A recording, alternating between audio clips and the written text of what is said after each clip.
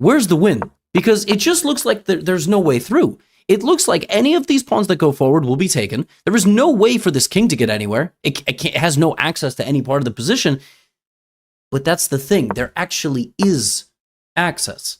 There actually is access because there is a constant looming threat in the position for white. It's very mysterious, but Tal again showing the conversion technique of the Soviet school of chess. There is a threat in this position.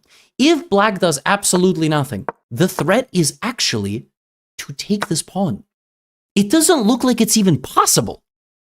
But if you take this pawn, of course, you win the game because you're going to break through. But if one of these pawns sacrifices itself and the other promotes, the bishop can't stop both of them.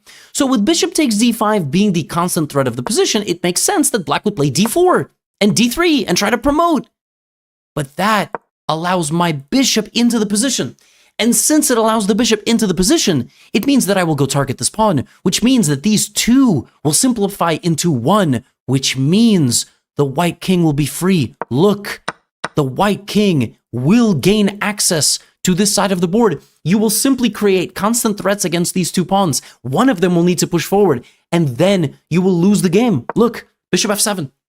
I'm trying to go bishop g6. If you give me check, right, I will just move out of the way. I'll just move out of the way. It doesn't really matter.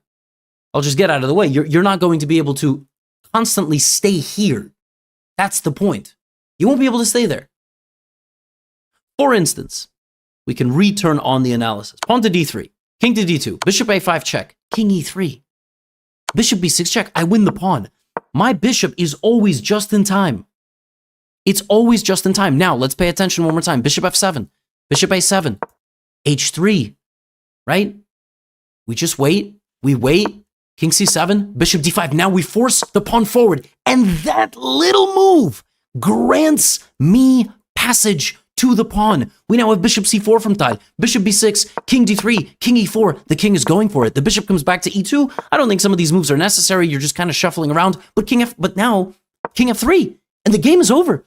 The game is over because it looked like this entire time we would not be able to move this blob of pawns, but they are so perfectly positioned that they freeze the bishop and the king. Neither the king nor the bishop can move because the second they move, we're going to sacrifice one of our pawns. King b6, king g4, bishop e7, c7. King takes a7, king b7, b6, and the game is over.